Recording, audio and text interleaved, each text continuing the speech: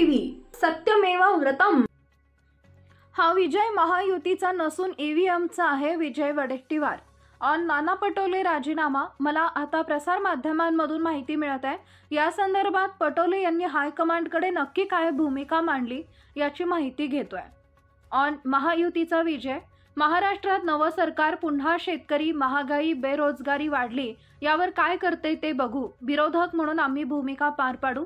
हे सरकार जनतेनं निवडून दिलेलं आहे का, हा प्रश्न जनता टाहो फोडून विचारतीये। त्याचं उत्तर मिळणं अपेक्षित आहे। 2014 मोदी लाट असताना 42 जागा काँग्रेस जिंकले, आता फक्त 16 जागा जिंकल्या। सरकार विरुद्ध जनमत असताना इतक्या कमी जागा, असा प्रश्न जनता विचारतीये। लाडकी बहीण नावानं 5% मतं फिरली असतील, परंतु अजून काय घडले यावर अभ्यासाने विचार करावा लागेल। असं कसं झालं हा प्रश्न महाराष्ट्रात जनता विचारतीये। पुन्हा मागे जाण्याचा प्रश्न नाही, ज्यांना अपेक्षा नव्हती असं माणसं निवडून आले। काही लहान राज्य देऊन मोठी राज्य घ्यायची असं भाजपचं सुरू आहे। हा विजय भाजप महायुतीचा नसून ईव्हीएमचा विजय आहे। कोण कितीही दावा केला तरी विजय ईव्हीएमचा असून ईव्हीएमला हार घालून विजय साजरा करावा। ऑन शेतकरी प्रश्न। शेतकरी संकटात होता। सोयाबीन, कापूस विकला जात नाही, पीक विमा मिळाला नाही, अवकाळी अतिवृष्टी, पैसे मिळाले नाहीत, महागाई वाढली, असे असताना सरकार विरुद्ध राग असताना सुद्धा अशा प्रकारचा निकाल येतो, तेव्हा लोकांसमोर प्रश्न निर्माण होतात। त्याचे समाधान आणि उत्तर याची वाट बघू। ऑन पवारांचे आमदार अजित पवारांच्या संपर्कात। आमदार कोणाचा संपर्कात राहू द्या, मोदी शहा सांगतील ते होईल, राजे बोलतील ते होईल, विरोधक ठेवायचा नाही, यासाठी सगळं सुरू आहे। ऑन प्रदेश अध्यक्ष धुरा। मला जी जबाबदारी दिली ती सांभाळून दाखवली, पक्षाचा निर्णय मान्य असेल।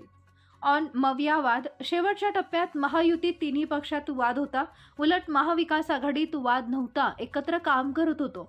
आम्ही सामूहिक लढलो, पण हा निकाल धक्कादायक आहे, निर्णय न पचण्यासारखा आहे। ऑन अशोक चव्हाण। हा त्रास कुणी दिला? अशोक चव्हाण संयमी आहेत, त्यांची बदला घेण्याची भूमिका कधीच नसते। हिंदी। योगी यांना पंतप्रधान बनवलं पाहिजे। योगी जिथं जातात तिथं भाजप विजयी होतो, मोदी जातात तिथं भाजप हरते। भाजपला 132 जागा मिळाल्या यावर विश्वास नाही, जनता ओरडत आहे।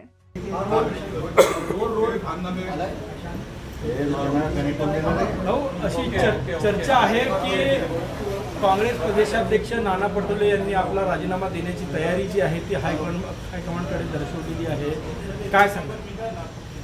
मला आता याची माहिती मिळते आहे। मी प्रसार माध्यमामध्ये चॅनलवर काही अशा बातम्या मला बघायला मिळाल्या। या संदर्भात मला नक्की त्यांची भूमिका काय मांडली हायकमांड पुढे याची माहिती मी घेतो आहे आणि मला या संदर्भातली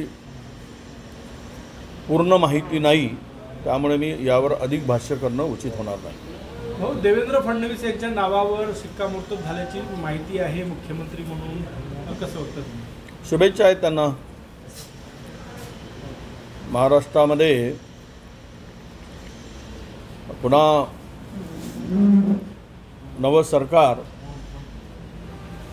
पुन्हा शेतकऱ्यांसाठी काय करते, बेरोजगार प्रचंड वाढली, महागाई वाढली आणि अनेक प्रश्न महाराष्ट्रापुढे उभे ठाकले असताना त्या प्रश्नाला घेऊन आम्ही लढणं हे आमचं कर्तव्य आहे। आम्ही विरोधक म्हणून आमची भूमिका आम्ही पार पाडू। त्यांना आमच्या शुभेच्छा। आज मी यावर अधिक बोलणार नाही, पुढे बोलू। पण एक नक्की आहे, हे सरकार जनतेने निवडून दिलं आहे का, हा महाराष्ट्रातील जनता अगदी टाहो फोडून विचारते आहे। त्याचं उत्तरही मिळणं अपेक्षित आहे, पुढे ती चर्चा होईल। भाऊ, नेमकं तुम्हाला काय म्हणायचं आहे की हे जनतेच्या मनातलं सरकार आहे कसा तुमचं सवाल नेमकं काय तुमचं? 2014 मध्ये मोदींची लाट होती, त्यावेळेसुद्धा काँग्रेस 42 जागा आम्ही जिंकल्या। 19 मध्ये तर पुलवामासारख्या अनेक घटना घडल्यात आणि असे वातावरण होतं की काँग्रेस 2 डिजिटपर्यंत जाणार नाही, असं एक वातावरण, 2 आकड्यापर्यंत काँग्रेस जाणार नाही। अशा वेळेस आम्ही 44 जागा जिंकल्या आणि आता आम्ही 16 जागा जिंकल्या. कुठलीही अशी वेव नव्हती, कुठलाही सरकारच्या विरुद्ध आक्रोश होता, सरकारच्या विरुद्ध जनमत होता. आणि अशा स्थितीमध्ये ह्या जो स्ट्राईक रेट आम्ही बघतो आहे तो सगळं बघितल्यानंतर लोकांनाच प्रश्न पडला आहे की असं कसं झालं, असं कसं होऊ शकतं, हा प्रश्न लोक विचारत आहेत. त्यामुळे याचं विश्लेषण आम्ही आरामशीर करू, घाई न करणं चुकीचं आहे.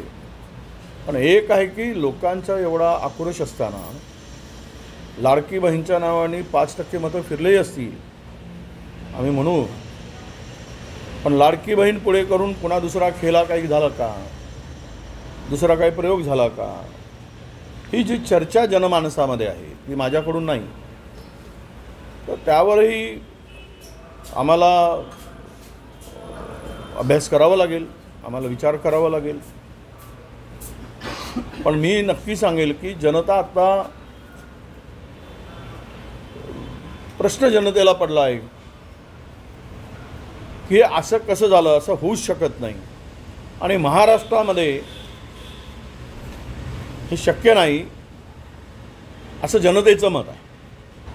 भाऊ, शेतकऱ्यांची घोषणा केला होता त्यामुळे शेतकरी कुठेतरी तुमच्या बाजूने राहील अशी अपेक्षा होती, मात्र प्रत्यक्ष निकालात तसं दिसत नाही. आता म्हणूनच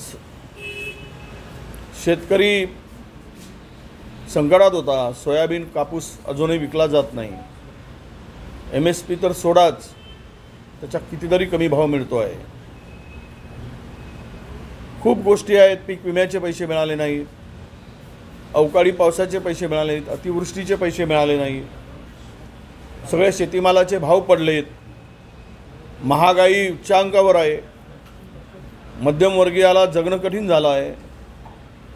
हे सगळे प्रश्न ऐरणीवर असताना, सरकारच्या विरुद्ध राग असताना अशा प्रकारचा ज्यावेळेस निकाल येतो त्यावेळेस स्वाभाविकपणे लोकांच्या पुढे असे प्रश्न निर्माण होतात. आता त्याचं समाधान आणि उत्तर याची वाट बघतो आम्ही. अजितदादा गटाकडून दावा केला जातोय की शरद पवारांचे जे आमदार निवडून आले 10 तेही अजितदादा गटाच्या संपर्कात आले.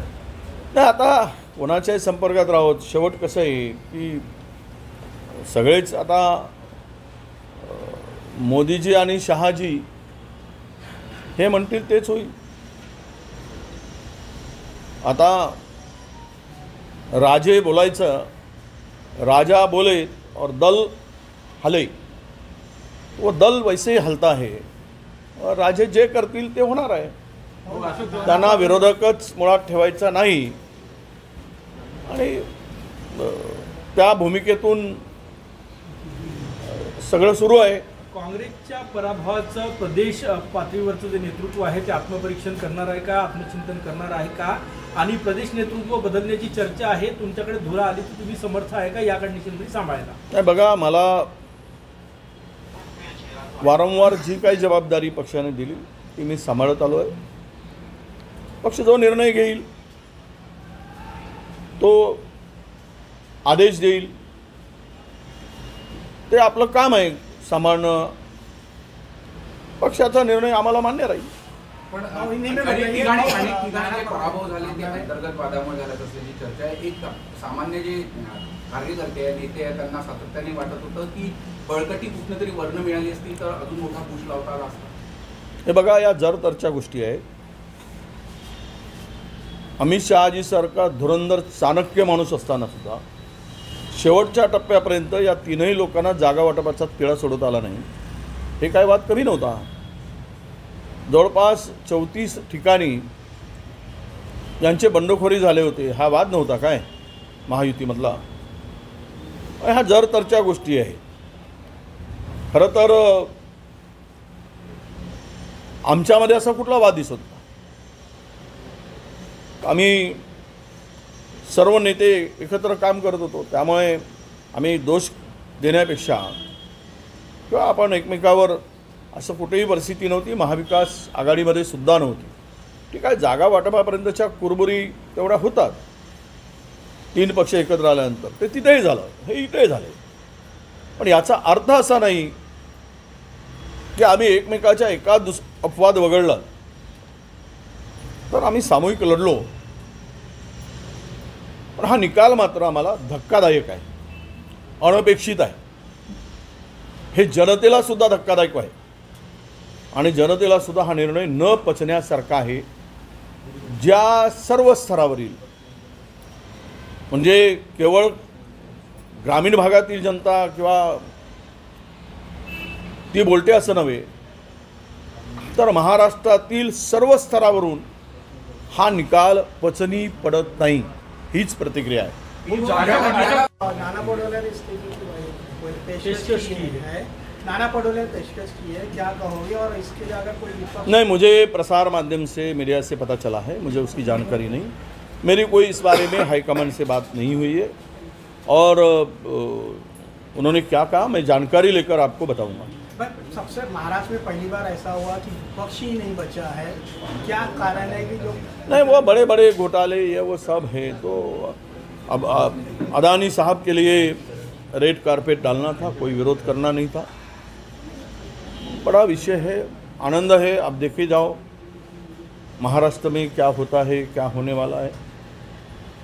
हम लोग अपनी लड़ाई जारी रखेंगे, जनता के सवालों को लेकर, प्रश्नों को लेकर हम लड़ेंगे. योगी की 18 सभाएं महाराष्ट्र में हुई, उसमें से 17 लोग चुन के आए. इस तरह से नहीं, योगी को प्राइम मिनिस्टर बनाना चाहिए थे, जल्दी ही प्राइम मिनिस्टर का पद देना चाहिए. जहाँ जाते हैं विजय खिंचलाते हैं और मोदी जी जहाँ जाते हैं वहाँ हारते हैं.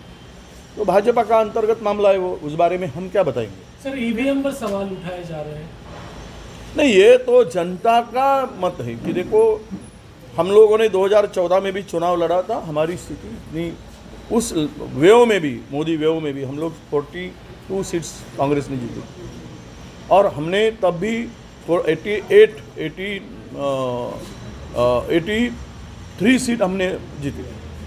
19 में हमने दोनों ने मिलकर 98 सीट जीता था, जबकि पूरा माहौल भाजपमय था 19 में, और हम उस वक्त भी 44 सीटें जीती 19 में. आज कुछ भी वो नहीं है. कोई बोलते हैं लाड़की बहन, ये दिशा देने का काम है लाड़की बहन सामने करने का. इसके पीछे का राजनीतिक खेल क्या हुआ है. तो जनता सवाल उठा रही है कि ये इम्पॉसिबल है, ये हो ही नहीं सकता. इतना बड़ा जीत भारतीय जनता पक्ष को महाराष्ट्र में 132 जगह मिलना, तो लोगों का विश्वास ही नहीं है. डेमोक्रेसी से विश्वास नहीं है. लोकशाही पे अभी लोग डरने लगे हैं.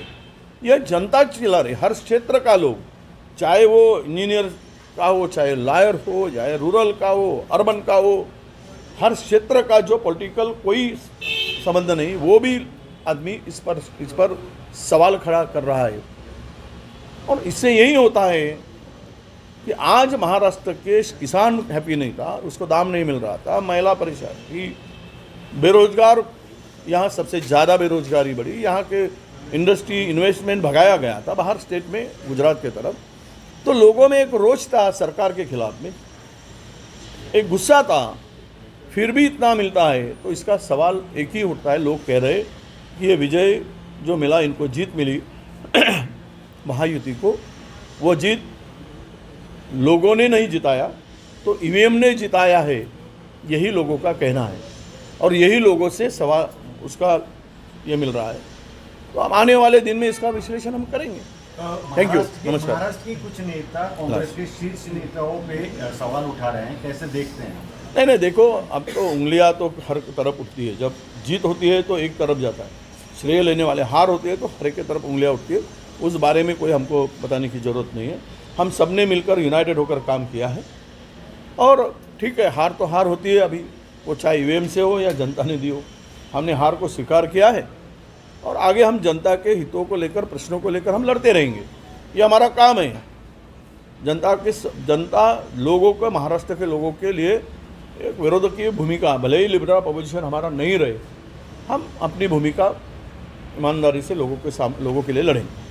आपके ऊपर और कोई भी जवाबदारी दी जाए तो नहीं, वो देखिए जिम्मेदारी पार्टी हाईकमान जो भी दिया है मैंने निभाया है और मैं आगे भी निभाऊंगा. वो डिसाइड हाईकमान करे, वो निर्णय उनका है, उस बारे में मुझे ज़्यादा बोलने की ज़रूरत नहीं. Thank you. नाही, तर त्यांना आनंद आहे, त्यांना त्रास देणारा स्वाभाविक आहे. कोण जर त्रास देत असेल, आता ते त्रास देण्यासाठी आमच्या पक्षात नाही आहेत, त्यामुळे त्रास कोणी दिला, अशोक चव्हाण संयमी आहेत, तसा काही कुठला बदला घेण्याची भूमिका त्यांची कधीच नसते. बिजू भाऊ, सगळ्यात महत्त्वाचं, राष्ट्रवादी काँग्रेस शरद पवार पक्षाला 13 जागा लढल्या, 0 जागा मिळालेल्या आहे.